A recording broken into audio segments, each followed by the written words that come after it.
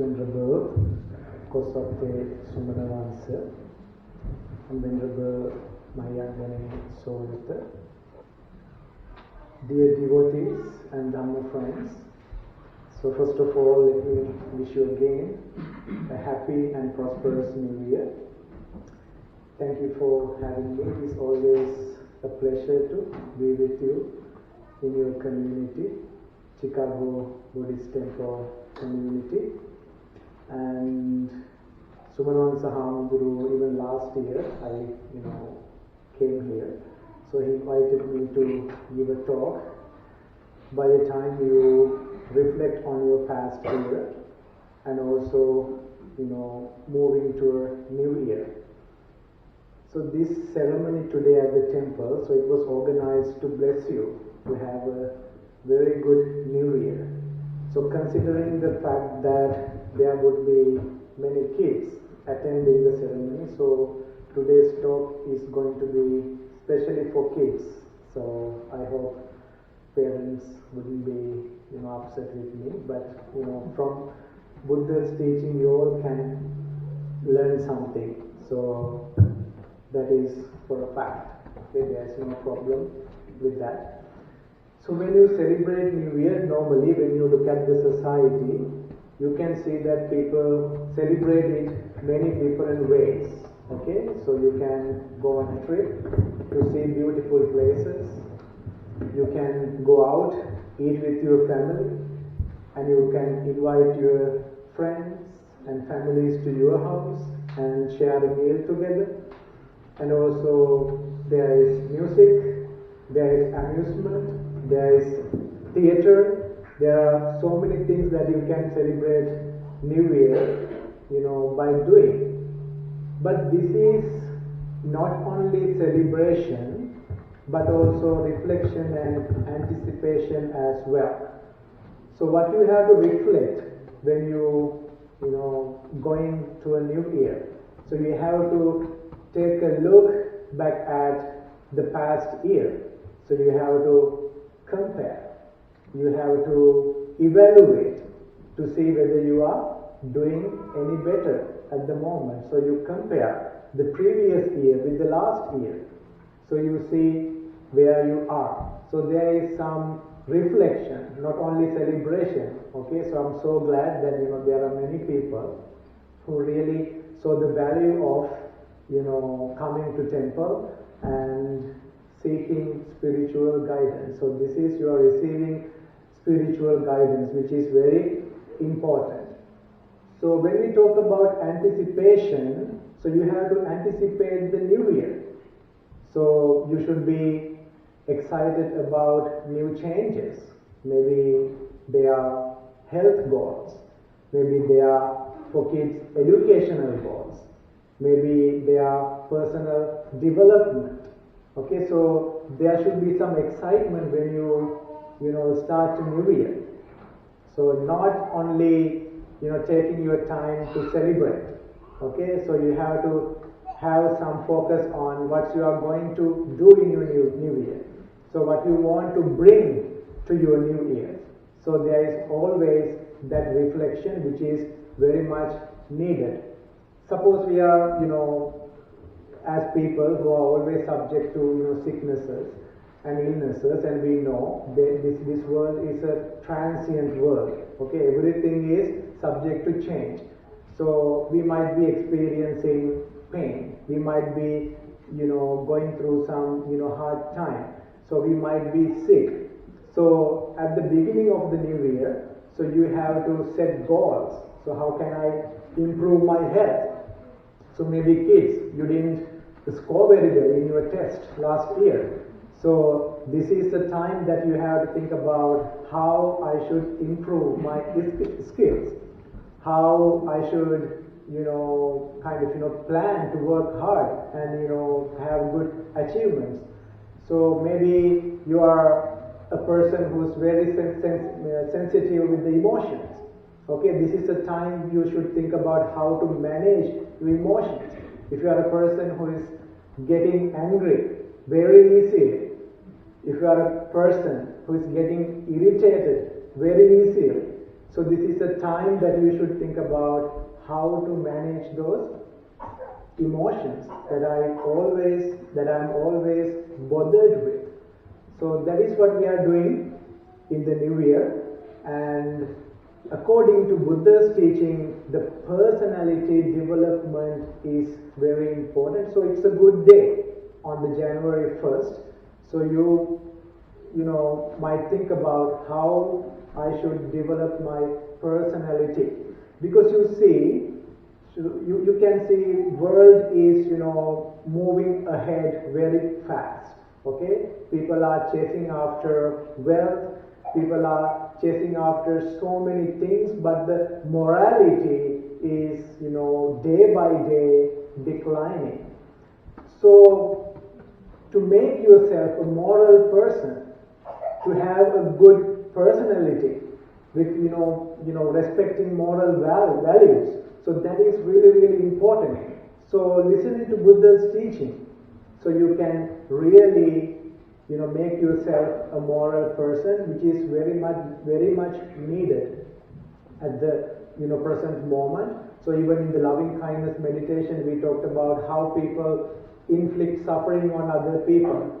Okay, so people are just going after only wealth and something they call development, but without moral values. So that is not a good thing. So if a person can kind of declare war against some nation or some race whenever they think like doing it, so that is not a moral world. Whenever people can steal from other people, like weak people, the strong people steal from weak people. Okay, whenever you think like that, whenever you want to do something like that, you go ahead and do, and it is not really something moral, it is immoral. So that is the world today. So we have to really change our perspectives. We have to really strengthen our personality with moral values. That's why you are at the temple. That's why you are listening to Dhamma Talk. That's why you meditate. That's why you read Buddha's teaching, and that's why you learn from differences, other faith traditions, so you can make yourself, you can fully fledge yourself with a good personality.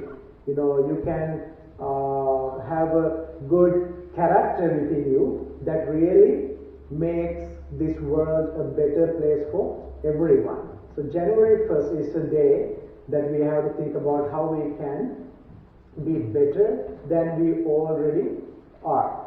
So that is the purpose of this talk, just to share Buddha's teaching with you, so we can really try to make ourselves better than we already are. So I'm going to focus on a sutra called Vihara. So Buddha delivered this sutra in a village in India called Kakkarapatta.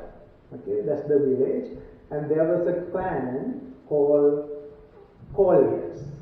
So that clan was living in this Kakkarapatta village, and this head of the village came to the Buddha and asked, "Venerable Sir, so we are completely lay people. I see Buddha and his followers, they have a completely very special, different path. So they are living a very simple life, okay, very minimalist life. Okay, they don't have all the colorful clothes as we wear. Okay, they have simple meals. Okay, so they live a kind of mobile life, going from place to place. But we are the people, having our own houses and also wearing at that time very expensive clothes called kasi salu. So we are wearing this very expensive clothes, kasi salu, and we deck ourselves, we decorate ourselves, we adorn ourselves, we beautify ourselves with so many colorful things. So we try to make ourselves as bright as possible, as festive as possible. So someone like us, who are living this lay life, could you please tell us something that we can practice to make this life and life after death, our future life, a better one for us. So can you give us some teaching so we can really practice that, put it into practice and enjoy good life here and also life after death, having a good place, better home, safer, place, life after death. Then Buddha said, you have to focus on 4 things if you want to live a good life here.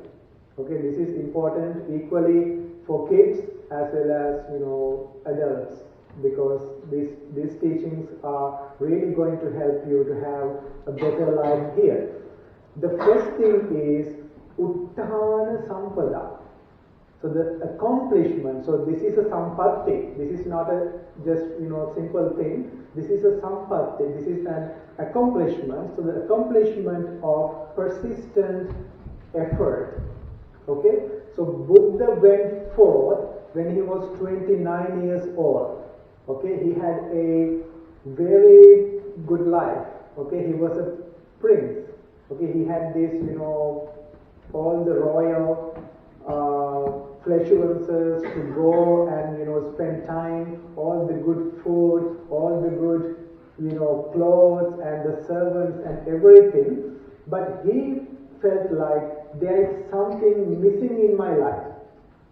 Now think to yourself, if you have the servants, if you have as much as money you want, if you have the best food in the world, if you have like palace-like houses, do you still think to yourself, oh, I'm missing something? So there are some people, I'm glad there are people, shaking head. That is good. But for the most part, we think that, oh, we are, well to do it. Okay, that's okay. But for someone like Siddhartha, the Bodhi aspirant who was looking for the enlightenment, he was feeling there is really something I am missing, even though I'm surrounded by a lot of luxuries, surrounded by richness, but I'm still missing something. What he was thinking about?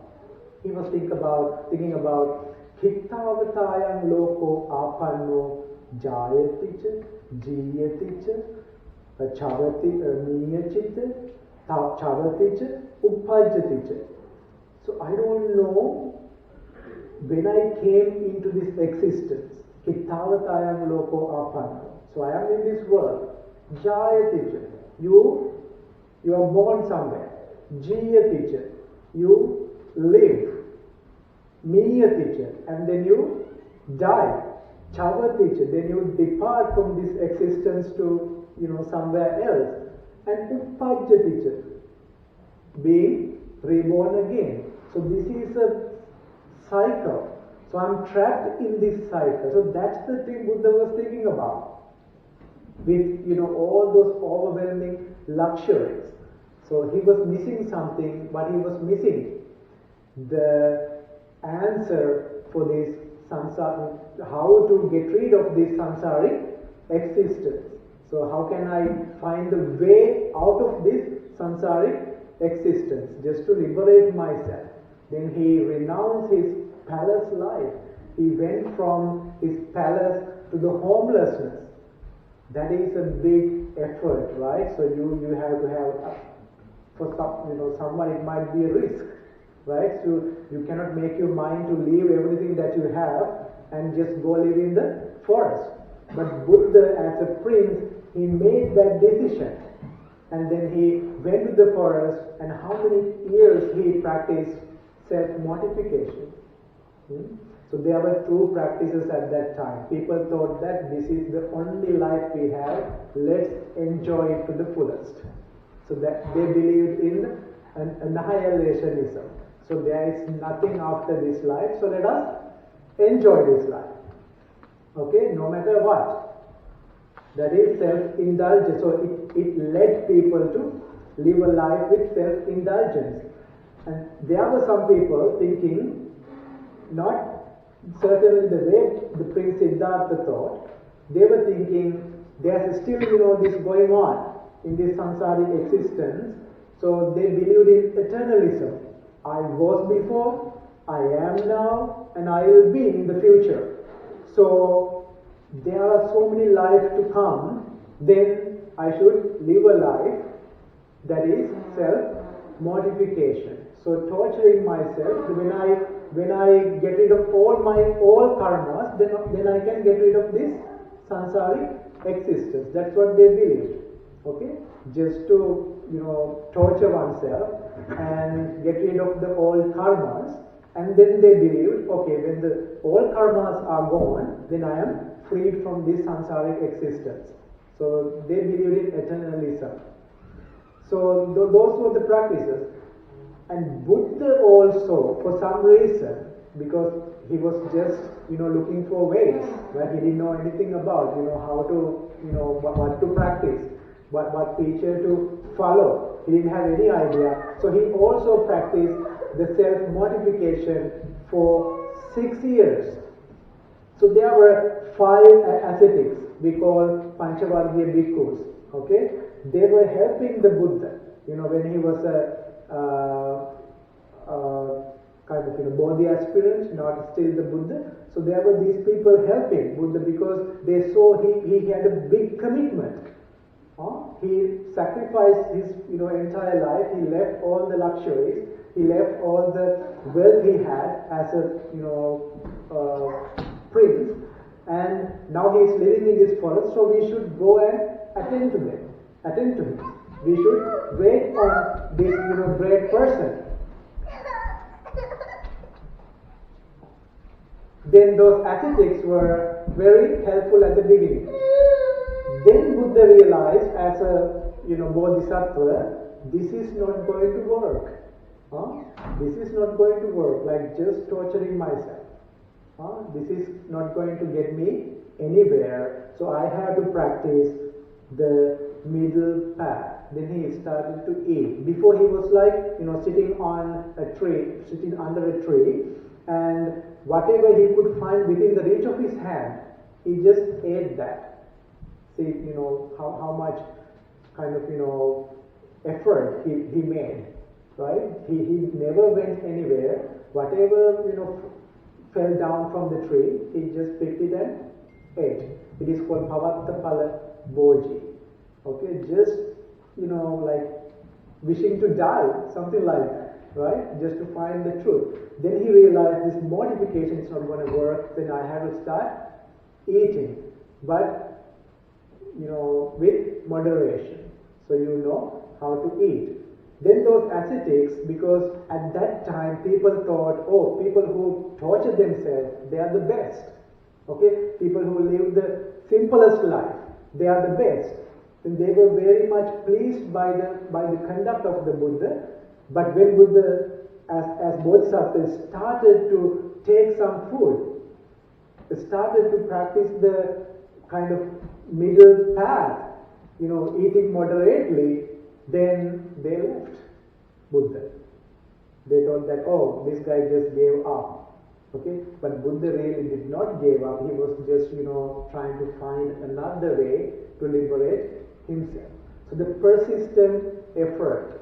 Okay? We would never go to forest for 6 years and starve ourselves. So at a time, he didn't have any clarity on what should be followed. What teacher is there to believe. Okay, so it's a complete, dark time, but he had persistent effort. Okay, he never gave up. So as a lay person, if you want to live a good life here and now, so you should have that, persistent effort, constant, effort being made. And I know kids, easily get bored, right? So there's sometimes, a lot of complaining. I can't do this, okay? But if you really want to succeed, if you really want to be successful, Buddha asks you to be persistently energetic, effortful, and that is going to bring you a good life. Whatever the thing you are doing. So in the sutra, Buddha said, farming, those are the occupations that were there at the time, but now we have like so many, tens of thousands of occupations. So whatever the occupation you do, in the Sutta Buddha say, farming, rearing cattle, and working for the king at that time. But now, we don't even know the jobs that are available, right? So whatever you are doing, you have to make effort. You should not easily give up. You should not easily get disenchanted with. And that's the same thing with our practice, right? In meditation practice. So you cannot easily give up if you really want to, take yourself to the liberation. So you cannot give up. So that's the first thing. Accomplishment of persistent effort. And the second thing is the accomplishment of watchfulness. And there are people in this world, so they know how to earn. Okay, so they are working around the clock, not taking breaks. Okay, working and working and working, and that is not the thing we talked before. That is not giving up. Okay, that is actually not understanding how to work. Okay, you have to take a break, but not give up. Okay, so you are relaxing yourself, but also making effort. And the second thing, no matter how much you earn, you are always complaining that you are not satisfied with what you have, because you are not watchful. So you have to protect what you have accumulated. You have to protect what you have earned. Otherwise it is going to go away. So Buddha says you have to protect things from the king at that time. Okay, now your property can be confiscated by the government, right? So at that time, if you are using whatever your wealth for, bad courses, so king confiscated that. So now people want to double what they have. So they kind of, walking on wrong path. Okay, I don't want to, talk about those things. So there are so many ways now people try to, multiply, increase their wealth, and in the end, it is going to be confiscated because it's not a correct way to earn things. So you have to be watchful whether you are investing it on a good course, whether this is going to be really profitable, or you are going to, be so sad about what's going to happen to your wealth. So you have to be watchful. So that's one way that you are protecting your wealth from the government, the king. And there might be fire, there might be flood, there might be thieves, and there might be someone within the family, someone like, ill-disposed heirs. Okay? Sometimes I know parents are sometimes hard, right, on their kids, because they don't want to see the ill-disposed heirs. Okay? They, make their effort to earn things. Okay? They make the effort to accumulate things, and there is this bad apple, there is this bad egg in the family, and everything you earn, they are going to waste. Okay, so you have to be careful about that as well. Being watchful. Okay, so those are the ways that Buddha saw at that time, and maybe it is the idea. The idea is that you have to be really watchful about the things, ways that you squander your money, okay, waste your money, and that's the second thing, accomplishment of watchfulness. And the third thing is good friendship. So if you want to live a life which is a good life, then you have to have good friends around. Okay, in Sri Lanka we have this saying, Kiri kaleta goma binduwa dana. Okay, which means it means so you pull cows udder all day to get some milk, and now you have a milk pot. So while you are going home, you just add cow dung to the pot. You were really working hard to collect this milk all day. Now you have all the machines and equipments, but those days you had to pull the udder all day to get some milk. But when you if you happen to add any cow dung, so you are going to throw it away. Now you are a person with so much things. Where you are a person who's well to do with patience. Okay, friends can have a big impact on your life. Okay, especially for kids. You are living with your parents for the most part, for sure. But think about, you are spending time at school, and you have your swimming classes.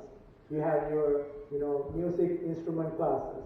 Okay, then you change your primary school to middle school, and then you have different friends, and from middle school to high school, different friends, and then you go to college, more friends, and then you go to a place to work after graduation, and more friends, and then you move to an agreeable state and get settled, and you have the neighbors and other friends in the community. So friends play a big role in your life. If you are ill-directed by any friend, so it is going to be chaotic. So you have to be very careful when you are selecting friends, because friends can influence you badly or in a good way. So when you have good friends, what is the benefit? So there are 4 good friends. Some friends are faithful. Okay, suppose there's a person who is going to a meditation center all the time. Okay, meditate, very spiritual, and that person has a faith. So you are acting in accordance with the faith of the faithful. So you are learning something from that person. So when you have a faithful friend, that is such a good thing to have around you, because you are learning from that person. So you are developing a faith. Okay, you see whether this is going to be applicable for you, and then you follow that person's faith, and that's going to be helpful. And sometimes there are friends who are really charitable. Okay, so you are living in accordance with the charity of the charitable. Okay, so you are cultivating good qualities. That is a good thing, to be generous and bountiful, practicing generosity. So that is going to be a good thing for your life, and that you can learn it from your friends. Sometimes you don't know how to be generous. Sometimes people are very much attached to what they have, but when you get exposed to a friend who's really practicing generosity, and that is a really big upliftment in your mind when you think about the good charitable work you do. What Buddha says, tancha kammang katan sadhu yang katva nanu tappati. Okay, so if you do good things, and when you turn back and look at those things, it really makes your mind uplifted, then do such things. So charity is one thing. Okay, when you look back at it, then you see that then you have a joy, then you have a kind of pleasure that is coming out of that reflection. So that is going to bring your mind to a noble state, and that's a really good thing. So the friends are very important. So if you want to live a good life here. And the 4th thing is the balanced livelihood. Very, very important. So you have to make sure your income is in excess of expenses. Okay? Are we really practicing that? I know sometimes there are people who really want, designers clothing, right? So, what designer clothing, right? So it carries the branded names, and it is really from a very famous, fashion designer. Otherwise, you don't want to put them on. Oh, these are cheap clothes. Okay? It doesn't make sense, but you are following the latest fashions, spending lavishly. At the end of the day, you realize that you don't really earn that much to spend. So you are always indebted, right? So you are on loans all the time. So how can you breathe peacefully when all the debt come to your mind? So if you want to live a good life, balanced livelihood is very much important. So those are the 4 things that you have to really think about if you want to live a good life here, Buddha says. And let us talk about friends a little bit. I think it is very, very, important for our kids to know, good friends and bad friends. I'm not trying to make you judge people, okay? So there are, always good people, but you have to be careful because this world is sometimes, deceiving you. Sometimes there is a lot of trickery going on. Sometimes there are a lot of dishonest people in this world, so you have to really protect yourself from the danger that is out there. Okay? So let us think about these friends, because there's a big emphasis by the Buddha on friends. So there are 4 good friends and 4 bad friends. Let us talk about the 4 bad friends first. So those are the taker, the talker, the flatterer, and the reckless friend. Okay, that's what we are going to learn about on this, in this New Year, at the beginning of New Year. So who is taker? So there might be people, among your friends, they only take from you. Okay, they only take from you, because we are talking about your wealth, right? So you have to protect your wealth. So when you try to protect your wealth, you're surrounded by takers. They only take from you. It is always good to practice generosity, but not carelessly. Okay? But getting deceived and wasting your wealth, that is not recommended by Buddhism. Okay? You have to protect your wealth, but also while being generous, while being bountiful. Okay? The takers, what they do is they only take. Even if they give a little and expect more. So that's the quality of takers. Okay, they give a little bit and then expect more and more. And they perform their duties out of fear. What's the fear that they have? They are afraid that they lose this friend. So they perform some duties not wholeheartedly, just to keep the friendship. Okay, out of fear. If I lose this friend, it's not going to be good. Okay, so I have to keep this friend. So let me just perform some duties here and there, once in a while. Okay, and then even when performing a duty, they are doing it just to get more and more in the future. That is the taker. And then the talker. There is talker. That one is always reminding you of the past generosity. Remember, I helped you that day. Remember, I gave you this and that. Only the past, or just a couple of times, and that person is bringing it back again and again, reminding you of the previous generosity, past generosity, and also promising you future generosity. Oh, never mind, I'll be there. Okay, I'll help you anytime, but it is not coming, from the heart, from the bottom of heart. It is just a saying. It is just, just talking. That's it. Okay? So that is the nature of the talker. Okay? They keep talking and talking and talking, and they even, insincerely praise you. Okay? They are mouthing the word of praise in front of you. but they don't really mean it, but they, put you down behind your back. So Buddha, see how many, characteristics they have. So Buddha laid down all these things for us just to be aware of this talker. There are talkers we can be surrounded by. And then the flatterer. So flattering, right? So you know the idea now. So they are flattering all the time.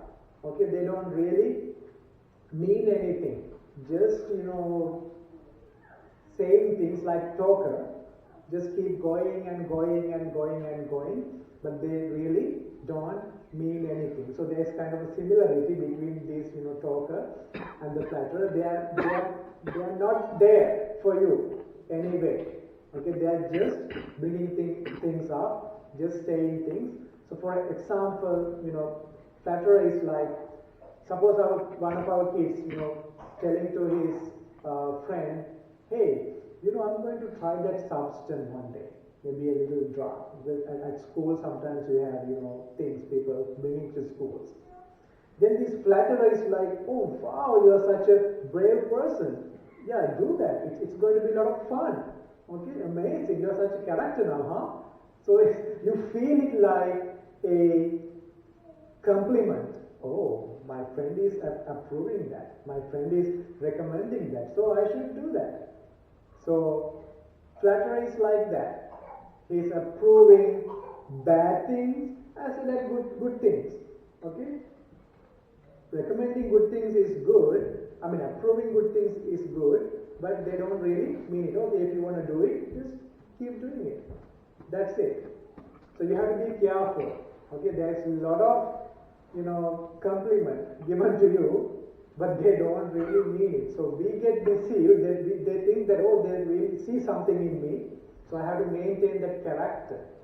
But they don't really mean it. They just want to be around you, maybe just for benefits or something.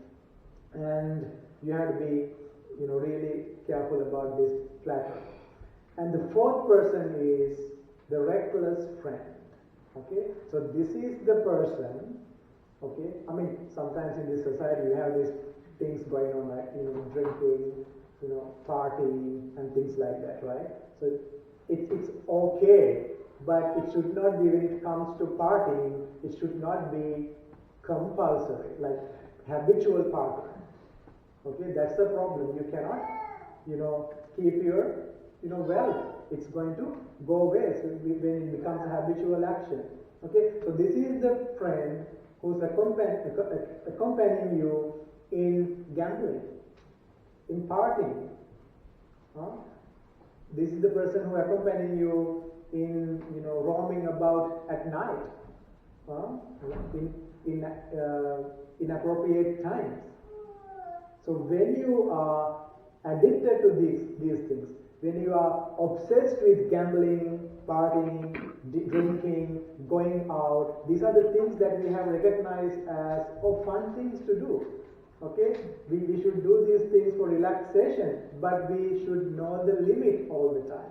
When it becomes compulsory, so I cannot live without, partying like 10 days a month, right? So there are people, casinos, clubs, so they're whatever they earn, it is not going to be enough. So Buddha is really, it's amazing that even at the Buddha's time, okay, there were gamblers, people who partied a lot, people who drank a lot, and also were out even in late night.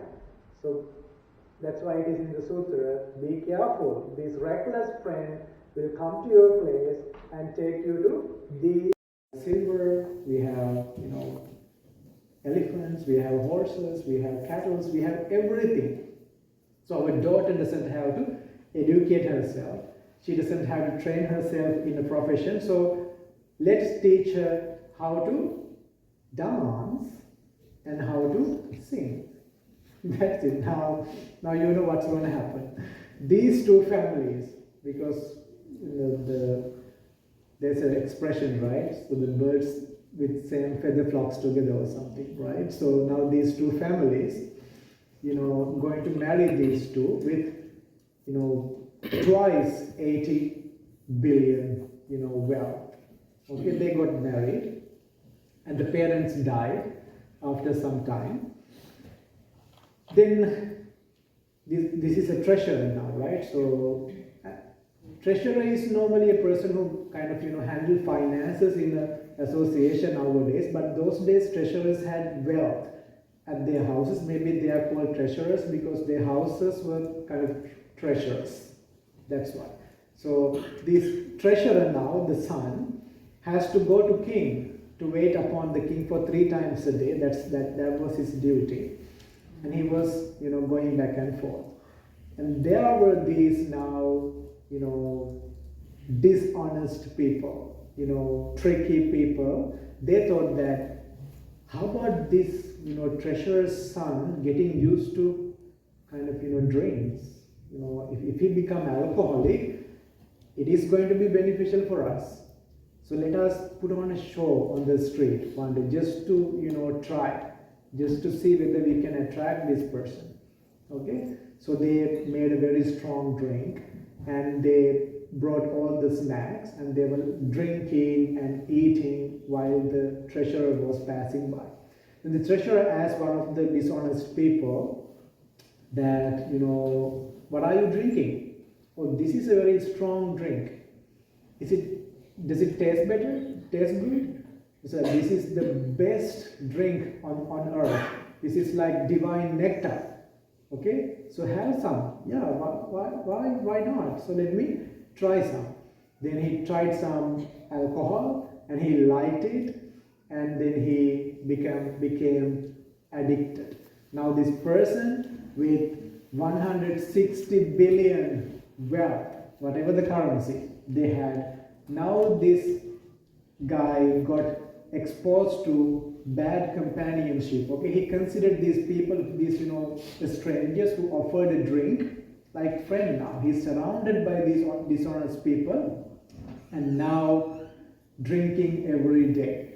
Okay, so there came a day where he kind of started to bring a big pot of coins with him to the place he drank things, and people were singing, people were dancing, people were playing the musical instrument. He was like, oh, this person is singing very nicely, give him 200. Okay, this person is dancing very nice, give him 300. So he was just throwing the money. He was just wasting money. How it started? Just getting exposed to some bad people, and he started to associate with them more and more, and then he got really, really spoiled. Now he's spending his money lavishly, okay, not carefully, carelessly. And these people, were doing this couple of years. Now the 80 billion is gone. Can you imagine? 80 billion is gone because he was just spending, okay, these flowers are beautiful, take these 500 and fetch me flowers. These drinks are so good, take this 100, fetch me this drink. So likewise, he was like spending like nowhere, right? So now these friends, now there's a big group because of this, treatment. People, get, free. Such a good treatment to be around this person and enjoy his wealth. And all the 80 billion was gone, and now friends come to this guy and say, oh, you know what? All your money is gone. Then he was like, don't you think that my wife has money? Okay, now he is starting to spend the wife's money as well. After some years, they spend wife's whole money as well. Now they started to sell their fields, the things they owned. Okay, not only money, now selling the fields. and gardens, whatever the wealth they had, finally the plates that they used to eat, cups that they used to drink from. So all the plates, cups and pots, they sold it. And then finally the house. House is sold, and the people who bought the house made sure they are immediately kind of, thrown away. Now these two people, the husband and wife, who had 60 billion now outside begging for food. Now Buddha is walking, one day, where they were, and Buddha just smiled. So there were only a few times Buddha smiled like that. Whenever Buddha smiled like that, then Venerable Ananda, who was the assistant to the Buddha, asked, why did you laugh, Buddha? Why did you smile? Then Buddha explained. So this is what happened when you do not watch your wealth. This is what happened when you do not have good companions. Okay, when you do not have good friends. This is what's going to happen to you. So I just smiled because they were very proud, at some point. And they were careless. They spent all that they had. Now they are on the street begging from other people. So there are 3 times in our lives, right? The prime time, okay? The first stage of our time. And Buddha said, if these 2 people, okay, applied themselves to business, prime of life, they could have been the richest treasurer in this city. That's the prime of life. Okay, let's say they could not understand that in the prime life. At the middle of the life, if they started to apply themselves to business, so this person might have, could have become the second richest treasurer. Okay, let's say even the middle of the life is gone. Now the end of the life, okay, if they applied themselves to business, they could have been the third richest, in this city. If they kind of, gave up everything and got ordained, okay, there are 2 ways, even as a lay person or an ordained person. In the prime of life, if they got ordained, now they are arahants, completely liberated people. If they did it in the middle of the life, they are on the 3rd level, because you have 4 steps as you achieve the liberation: the stream entry, the once returning, and the non-returning, and the arahantship. So the 3rd one is the non-returning.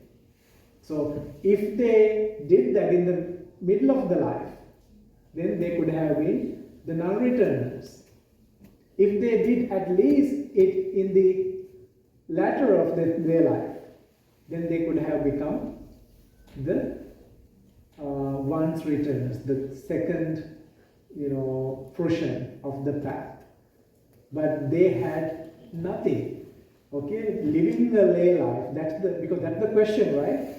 Okay, I'm not talking about the fruition of the ordained life here. Okay, so this is this teaching is focusing on the first part. The second part is focusing on the spiritual life as well. And the first part is focusing on a lay life. If you want to live a lay life, a good life, happy life, joyous life, then you have to be careful about those 4 things. Okay? Again, the effort, that is an accomplishment according to Buddha. So it's a sampatti, it's a treasure. You have to keep making effort. And you have to be watchful, and you have to have a good companionship, and you have to have a balanced life. If you practice those things, so you will have a very good life. The things are according to that time. Okay, all the examples Buddha, gave you, and you know how to use your wealth, right? So Buddha said you have to make it into 4 portions, okay? Eke hiboge bunche. So you use the 1/4 of your, monthly income for your food. Dvihi kammam payojaye, and 2/4 you have to use for like businesses, investment, and the another 1/4 you have to use it for savings. But someone might question, oh, that is very simple, way of like, dividing your money into. But the idea is that have such a plan, okay? At that time, Buddha's time, eating, investing, saving. So it would do that, okay? But now maybe you divide it to 10 or 20, whatever. But you have to have a plan for your salary, even though that is not very, very practical, the original way. But the idea is that you have to have a plan. Otherwise, it's very hard to live a, good lay life. Okay, because we are, running out of time, so let me just, quickly go through the things that are beneficial for the life after death. Okay, it's very simple. I think we already talked about that because those are the qualities that good friends have. Okay, so there are 4 good friends.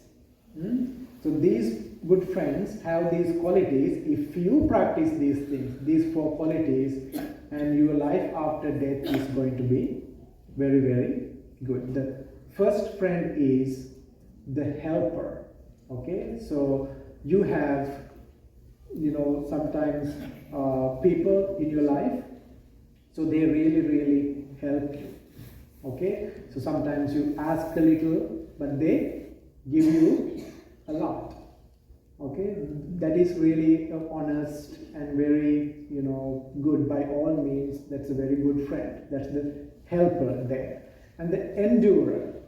Okay, there are friends who keep your secrets, and you can go to those friends and tell your secrets, and they are going to take you to the grave, and they never betray you.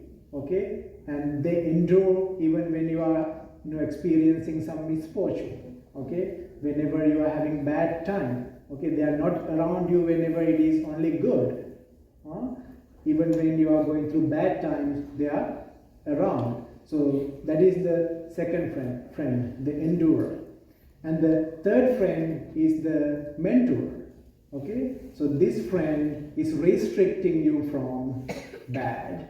Okay, if there's a friend says, hey, don't do this. Okay, it is going to be, harmful for you. So then you have to listen to those people, because they are sometimes, talking from the bottom of their heart, but we are distracted. Okay, we cannot really, we don't really care. But there are people who are really, really, mentors, but sometimes it is like we are just, stepping on a gem, without seeing that, okay, without recognizing that. And those friends never, avoid you from doing good things.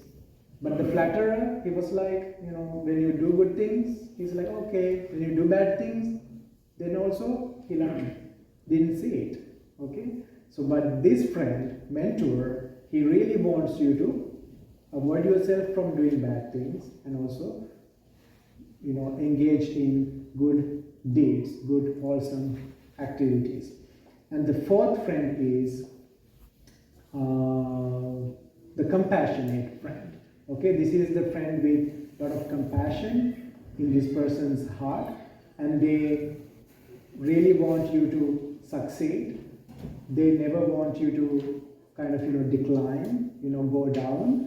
And this person is, filled with compassion. So those are the 4 friends, and they have 4 qualities actually. So that's the thing helpful for your life after death.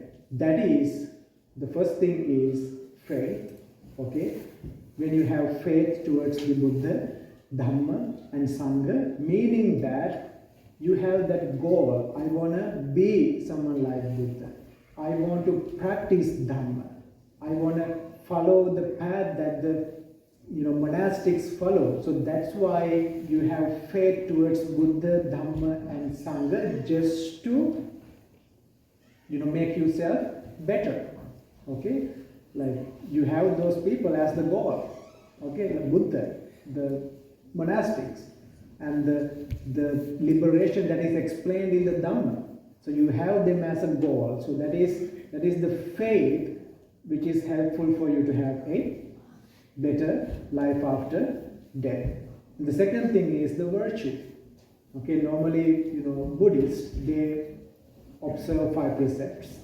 Okay, and those virtues lead you to live a blameless life. If you are immoral, if you are not a moral person, you are always a blameful person, right? So the entire world is pointing the finger at you. But when you are virtuous, when you are moral, so you are blameless.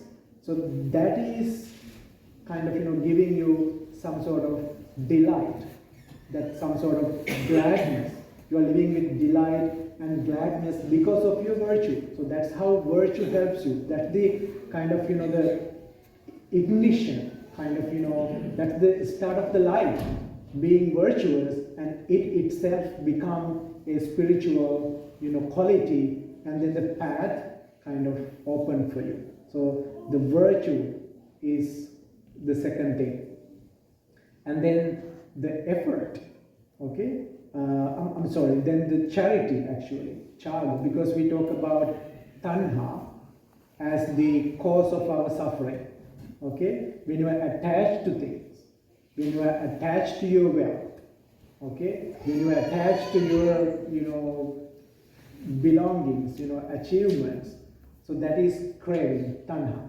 But when you start to be generous, to release the grip on the things that you are attached to, so that is also opening the path for liberation. So being a generous person, being a charitable person, being someone who is really engaged in altruistic work. So that's the third thing. And the fourth thing is wisdom. And that is very deep in the sutra, okay? So far, the things, look simple, but being wise means yathabhuta jnana darsana, seeing things as they really are. So that needs maybe, month of discussion, okay? How to see, things as they really are. Okay, maybe we talked a little bit in the meditation session.